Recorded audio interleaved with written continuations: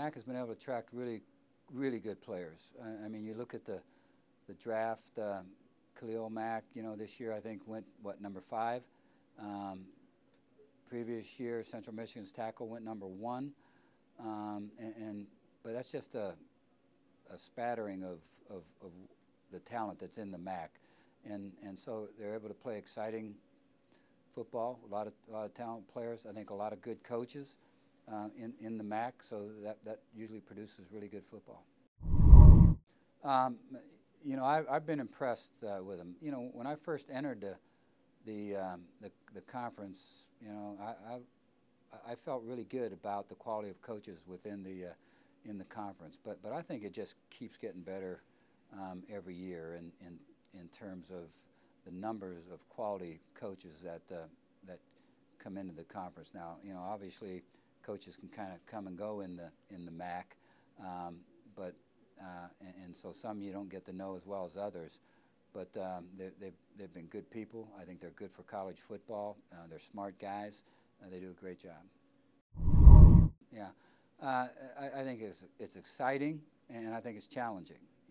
And so that's what keeps you going in this business. All the challenges that lie ahead for you, and that part of it I think is great for our conference in terms of building prestige and how it's viewed around the country. Yeah. Well, that's a good question, because young guys sometimes have a tendency to press and want to be a Heisman Trophy candidate right out of the box, and so obviously, preparation, having a good quarterback coach, having a good system that fits your quarterback's ability, rather than trying to force something on a quarterback that he can't do, all become important to producing quality quarterbacks. I think the quarterbacks in the MAC, that's been a real strong point for a long time. You get back to where I think there was 4 or 5 starting in the pros several years ago, and usually when you have really good quarterback play, that means you're going to have good receivers, and it just kind of grows from there. It always also means you're going to have exciting football, and that's what the MAC is filled with.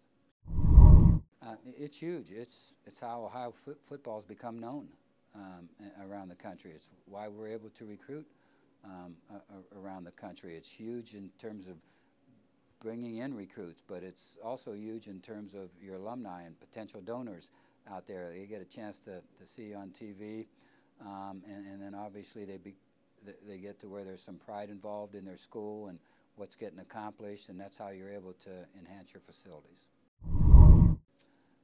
It's been long-lasting, and it doesn't seem to change.